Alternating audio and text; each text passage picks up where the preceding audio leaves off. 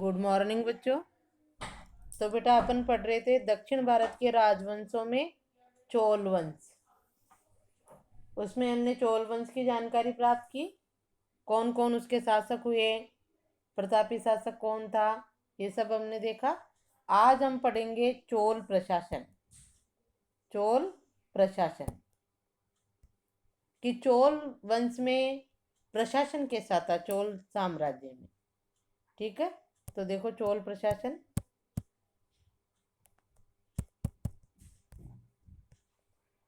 किताब खोल लो। चोलों का प्रशासन ग्राम पंचायत प्रणाली पर आधारित था। ये चोल प्रशासन अगर आपके आता है तो ये लाइन लिखनी बहुत आवश्यक है। चोलों का प्रशासन ग्राम पंचायत प्रणाली पर आधारित था, जिसे अभी वर्तमान में ग्राम पंचायत प्रणाली है, उस आधार पर प्रशासन की को सुविधा की दृष्टि से पूर्णतः 6 चोल राज्यों को 6 प्रांतों में बांटा हुआ था।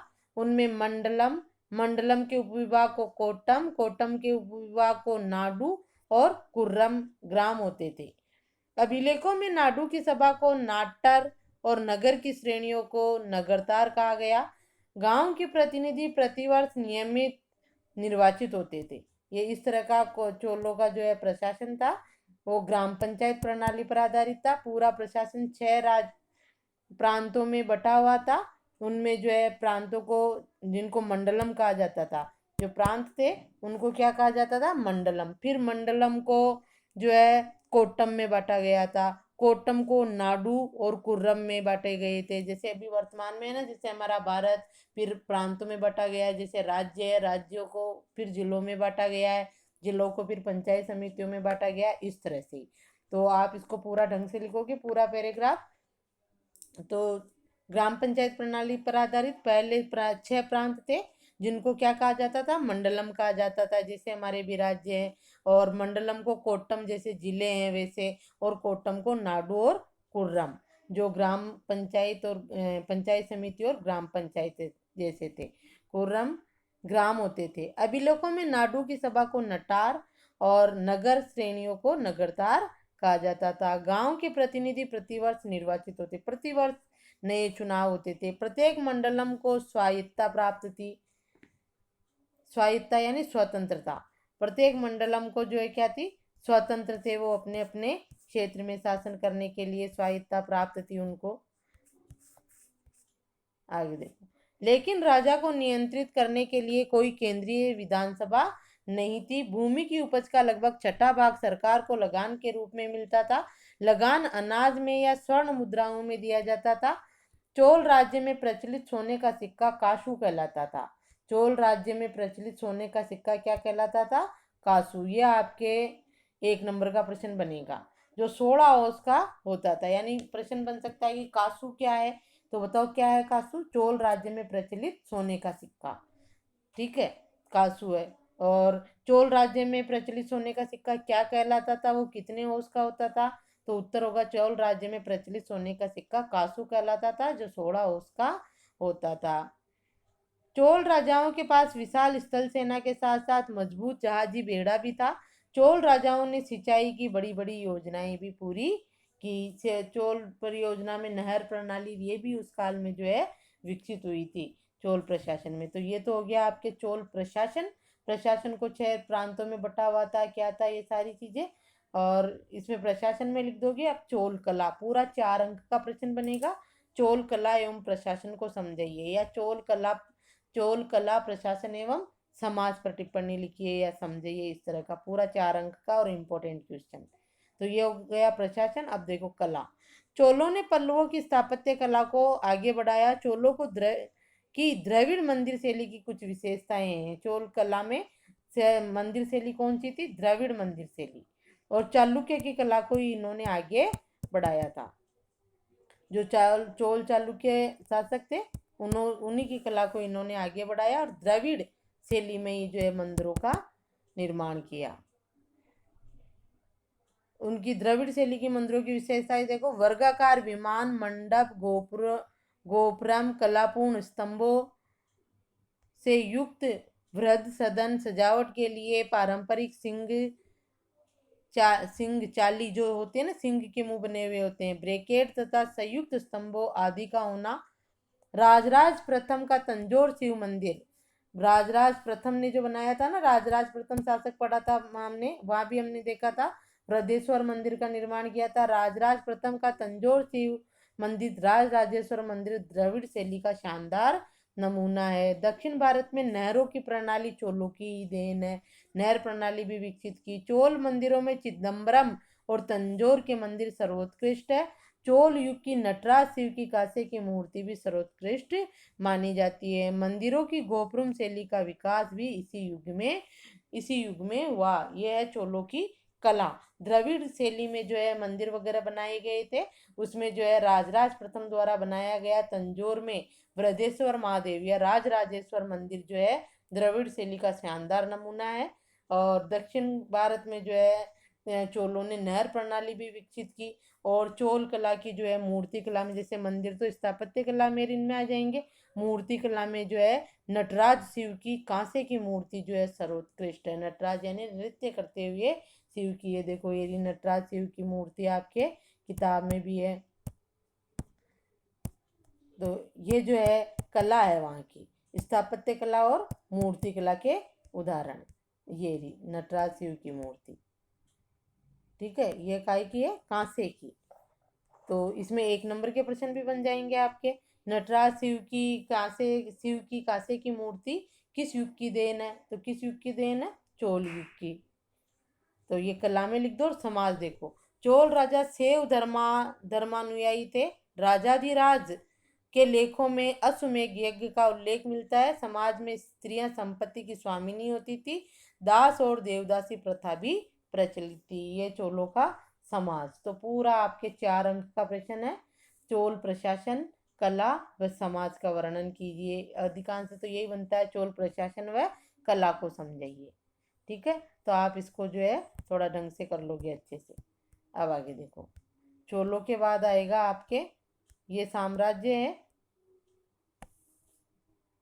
गुर्जर प्रतिहार, और ये जो थे ना पल्लव, ये मथुरा उज्जैनी गुप्त साम्राज्य था, शक, ये पाटलिपुत्र, ये मानचित्र में मथुरा, ये पल्लव आ गए इधर, ये पांड्य आ गए, ये दक्षिण भारत, ये ऊपर वाला उज्जैन रही है उत्तर भारत की, पाटलिपुत्र ये पल्लव, और ये सालिकान ये दक्षिण भारत की।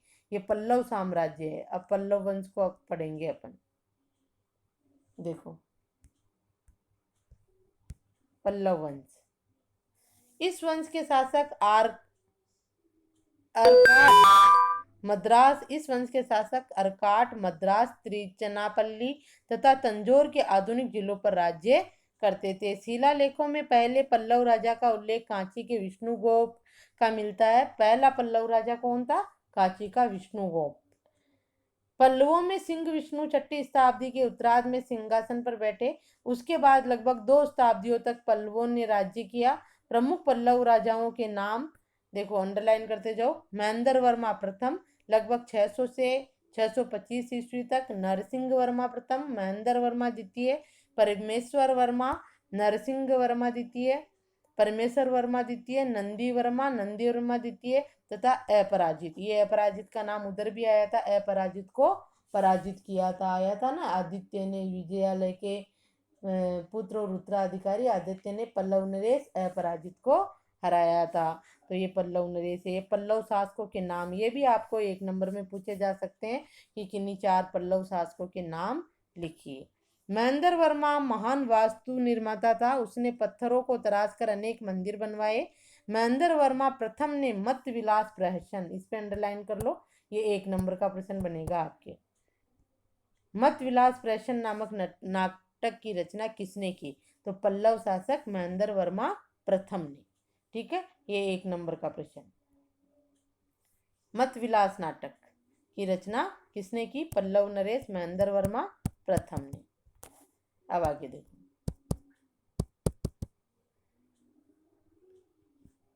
अब आपके ये जो पल्लव नरेश है, इनका जो है संघर्ष हमने पढ़ा ही था कि इन्होंने जो है किस प्रकार से उधर चोलों से, और इसमें मानचित्र में देखो कहाँ तक इन्होंने अपने साम्राज्य का विस्तार भी कर लिया था।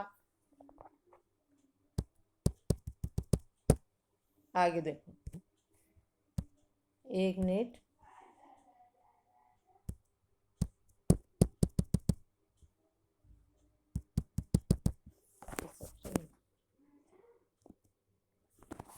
हाँ, ये तो मत विलास प्रहसन नामक नाटक की रचना की महेंद्र वर्मा प्रथम ने। उसने महेंद्र तालाब भी खुदवाया। उसने लगभग 610 ईस्वी में चालुक्य राजा पुलकेशन द्वितीय ने पराजित कर दिया था। महेंद्र वर्मा प्रथम को किसने 610 ईस्वी में चालुक्य राजा पुलकेशन द्वितीय ने इसको हरा दिया था। आप चालुक्य वंश पढ़ेंगे उसमें भी आएगा ये। महेंद्र के पुत्र और उत्तराधिकारी नरसिंह वर्मा महामल्ल ने 642 ईस्वी में पुलकेशन द्वितीय को परास्त कर दिया और उसकी राजधानी वातापी पर अधिकार कर लिया। परंतु चालुक्यों ने 655 ईस्वी में इस हार का बदला ले लिया। चालुक्य राजा विक्रमादित्य प्रथम ने पल्लव राजा परमेश्वर वर्मा को पराजित कर उसकी राजधानी कांची पर अधिकार कर लिया। अब देखो ये इनका संघर्ष यहाँ से आएगा पूरा आपके, कि जो है 610 ईस्वी से चौल और चालुक्यों में संघर्ष शुरू हो गया। 610 में चालुक्य राजा पुलकेशन द्वितीय को पराजित कर दिया उस किसने, महेंद्र वर्मा ने। उसे लगभग चालुक्य राजा पुलकेशन द्वितीय ने महेंद्र वर्मा को पराजित कर दिया 610 में। फिर महेंद्र वर्मा के पुत्र और उत्तराधिकारी नरसिंह वर्मा ने 642 में पुलकेशन द्वितीय को परास्त कर दिया। पहले पुलकेशन द्वितीय ने महेंद्र वर्मा को परास्त किया, फिर उसके पुत्र ने पुलकेशन द्वितीय को परास्त कर दिया और उसकी राजधानी वातापी पर अधिकार कर लिया। परंतु चालुक्यों ने फिर क्या करा, 655 ईस्वी में इस हार का बदला ले लिया और चालुक्य राजा विक्रमादित्य ने पल्लव राजा परमेश्वर वर्मा को पराजित कर उसकी राजधानी कांची पर अधिकार कर लिया। अब देख, कांची पर अधिकार कर लिया। परंतु चालुक्यों ने 655 ईस्वी में इस हार का बदला ले लिया। चालुक्य राजा विक्रमादित्य प्रथम ने पल्लव राजा परमेश्वर को पराजित कर उसकी राजधानी कांची पर अधिकार कर लिया। प्रारंभिक पल्लव राजाओं ने मामल्लपुरम या महाबलीपुरम नगर की स्थापना की और वहां पर 5 रथों के मंदिर का निर्माण करवाया। यहाँ पर भी आपके 1 नंबर का प्रश्न बनेगा। ये जो है 5 रथों के मंदिर का निर्माण कब और किसने और कहाँ करवाया, किसने करवाया, पल्लव नरेशों ने करवाया। इसका 5 रथों के मंदिर का निर्माण महाबलीपुरम नामक नगर में। ठीक है, 5 रथों के मंदिर का निर्माण जो है पल्लव नरेशों ने महाबलीपुरम या मामल्लपुरम उस समय नाम था उसका, वहां पर करवाया। ठीक है, किसने करवाया, पल्लव नरेशों ने। कहाँ करवाया, महाबलीपुरम में। यहाँ चट्टानों को तराश कर मूर्तियां उत्कीर्ण की गई। कांची में भी पल्लव राजाओं ने मंदिर बनवाए। पल्लव शासकों में कुछ विष्णु के उपासक थे और कुछ शिव के उपासक। तो इस प्रकार आपके ये पल्लव वंश आया। इन पर टिप्पणी लिखनी है आपको। टिप्पणी आ सकती है 4 नंबर की या दो दो भी आ सकती है। ये जैसे आ जाए आपके पाल और पल्लव वंश पर टिप्पणी लिखिए तो आपको जो है 2-2 नंबर की हो जाएगी। इसलिए थोड़ा सा आपको जो है इनके शासकों के नाम वगैरह याद रखने हैं। और जैसे इस वंश में के समय क्या हुआ, ये 5 रथों के मंदिर का निर्माण हुआ और जो जो भी कोई इम्पोर्टेंट चीज होती है वो याद रखना होता है। संघर्ष याद रख लो थोड़ा, कि 610 ईस्वी में जो है महेंद्र वर्मा को चालुक्य नरेश पुलकेशन द्वितीय ने हराया, फिर उसके पुत्र ने पुलकेशन द्वितीय को हरा दिया। इस तरह थोड़ी सी टिप्पणी के रूप में। अब देखो चालुक्य वंश। चालुक्य वंशी पुलकेशन प्रथम ने अश्वमेध यज्ञ किया। वातापी के चालुक्यों का 13 वर्षों के व्यवधान 642 से 655। ये व्यवधान कौन सा, यही वाला जब पल्लुओं से लड़ रहे थे, वो भी पढ़ा ना अपन ने। 642 में पुलकेशन द्वितीय को परास्त कर दिया किसने, नरसिंह वर्मा ने, महेंद्र वर्मा के पुत्र नरसिंह वर्मा ने। फिर 656 ईस्वी में इस हार का बदला ले लिया और विक्रमादित्य प्रथम ने पल्लव राजा परमेश्वर वर्मा को पराजित कर दिया। ये व्यवधान इस वंश में जो है आपस में लड़ाई झगड़े ही चलते रहे 642 से 655 तक। व्यवधान को छोड़कर 550 ईस्वी से लेकर 757 ईस्वी तक शासन किया किसने, चालुक्य नरेशों ने।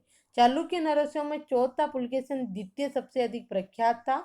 चौथा शासक पुलकेशन द्वितीय प्रख्यात था। उसने 608 ईस्वी में शासन ग्रहण किया। उसका राज्य विस्तार उत्तर में नर्मदा से लेकर दक्षिण में कावेरी नदी तक था। किसका, पुलकेशन द्वितीय का। पुलकेशन द्वितीय को अपन ने जो है वहां भी पढ़ा था, गुर्जर प्रतिहार वंश में, वहां पर भी। और ये 608 अभी पल्लवों में भी पढ़ा, 610 में हरा दिया था ना महेंद्र वर्मा को, 608 में शासन ग्रहण किया था। और उसने अपने साम्राज्य का काफी विस्तार किया, नर्मदा नदी से लेकर दक्षिण में कावेरी नदी तक जो है पुलकेशन द्वितीय का शासन था। 642 ईस्वी में वह पल्लव नरेश नरसिंह वर्मा द्वारा पराजित हुआ। अभी आया ना, उसके महेंद्र वर्मा के पुत्र नरसिंह वर्मा ने 642 में पुलकेशन द्वितीय को हरा दिया, जो अभी अभी अपन ने पल्लव में पढ़ा था। पुलकेशन के पुत्र विक्रमादित्य ने प्रथम चालुक्य शक्ति पुनः प्रतिष्ठापित की। फिर पुलकेशन के पुत्र जो था विक्रमादित्य, उसने चालुक्य की शक्ति को फिर से स्थापित की। और चालुक्य नरेश विक्रमादित्य द्वितीय ने 973 ईस्वी में राष्ट्रकूट नरेश को परास्त कर दिया और कल्याणी को अपनी राजधानी बनाकर नए चालुक्य वंश की स्थापना की। कल्याणी, इस पे अंडरलाइन कर लो। किसने बनाई? चालुक्य नरेश विक्रमादित्य ने 973 ईस्वी में किसको परास्त कर दिया? राष्ट्रकूट नरेश को। उधर राष्ट्रकूट पढ़े थे हमने, जहां पढ़ा था कि राष्ट्रकूटों का पराभव किसके द्वारा हुआ? चालुक्य द्वारा। चोलों के साथ उनका लंबा संघर्ष चला और चालुक्य ने उनकी शक्ति को नष्ट कर दिया। तो ये वही है, कौन? चालुक्य नरेश विक्रमादित्य ने। तो तेलप वगैरह उधर नाम आए थे राष्ट्रकूट में, देखना आप। और उन्होंने क्या करा? कल्याणी को अपनी राजधानी बना लिया और नए चालुक्य राज्य की स्थापना की। किसने? चालुक्य नरेश विक्रमादित्य द्वितीय ने 973 ईस्वी में। ठीक है बेटा, ये आपको थोड़ा बार बार पढ़ना पड़ेगा, तब आपके समझ में आएगा, ध्यान में रखना, क्योंकि इधर उधर उलझे हुए हैं। कल्याणी को राजधानी बना ली, किसने बनाई? चालुक्य नरेश विक्रमादित्य द्वितीय ने। ये नया राज्य 973 ईस्वी से 1200 ईस्वी तक सत्तासीन रहा। कल्याणी के इस चालुक्य राज्य का एक लंबे अरसे तक तंजौर के चोल वंश की शासकों से संघर्ष रहा। और ये कल्याणी के चालुक्य और चोल जो भी पढ़े अपन ने, चोल शासक जो राजाधिराज राजराज वो थे ना, उसमें भी अपन ने पढ़े थे कोप्पम का युद्ध, कुडल संगमम का युद्ध, ये पढ़े थे ना इसमें हमने। ठीक है, तो इस तरह से जो है इनमें संघर्ष चलता रहा। सत्याश्रय नामक चालुक्य राजा को चोल नरेश राजराज ने परास्त किया।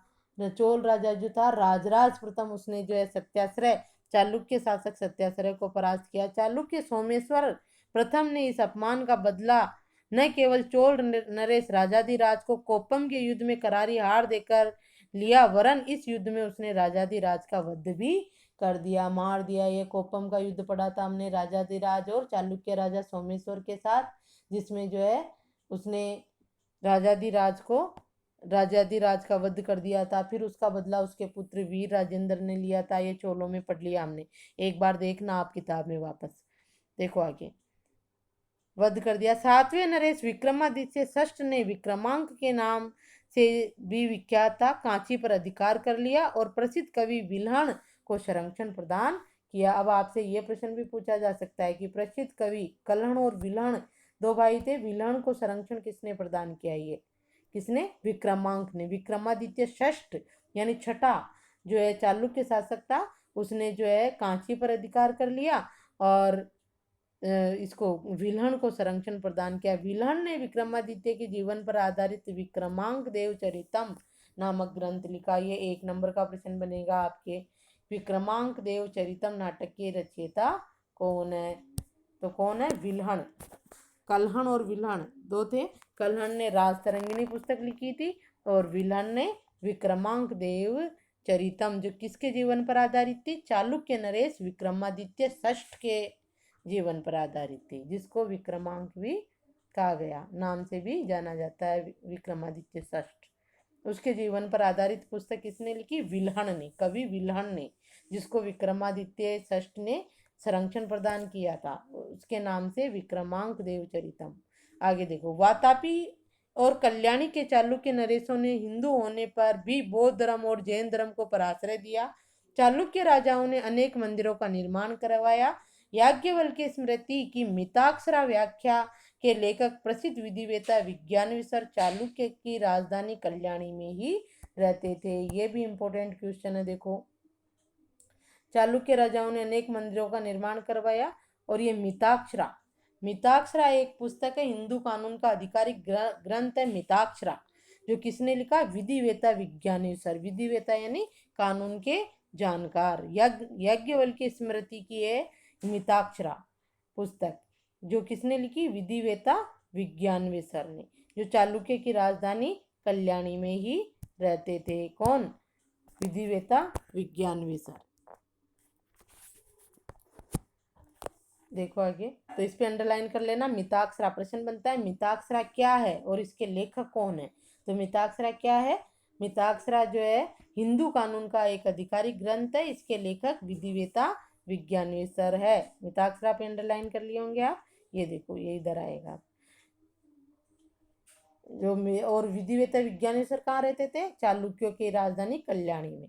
अब इस पे अंडरलाइन करो, मिताक्षरा हिंदू कानून का आधिकारिक ग्रंथ माना जाता है। मिताक्षरा क्या है? हिंदू कानून का आधिकारिक ग्रंथ है। उस समय जो हिंदू शासक शासन करते थे ना, वो मिताक्षरा जो है उनका कानूनी ग्रंथ था, उनका संविधान था, उनके अनुसार कार्य करते थे वो। मिताक्षरा में जो याज्ञवल्क्य स्मृति में से लिया गया था ये भाग, विधिवेता विज्ञानेश्वर ने लिखा था, उसके आधार पर जो है वो शासक शासन करते थे। ठीक है, तो ये हो गया आपके उत्तर भारत और दक्षिण भारत के राजवंश। इनको आप थोड़ा बार बार पढ़ना और थोड़ी अलग अलग इनकी सारणी बनाना, जैसे मैंने मौर्य वंश की, गुप्त वंश की बना के भेजी थी ना आपके, उस तरह से। ठीक है, अब अगला टॉपिक अपना रहेगा बाह्य आक्रमणकारी शक, हूण और कुषाण। इनके बारे में अगले वीडियो में हम देखेंगे। आप इस पाठ का काम साथ का साथ करते जाओ और कंप्लीट कार्य रखो, पढ़ते भी जाओ, एक एक नंबर के प्रश्नों को डेली पढ़ो।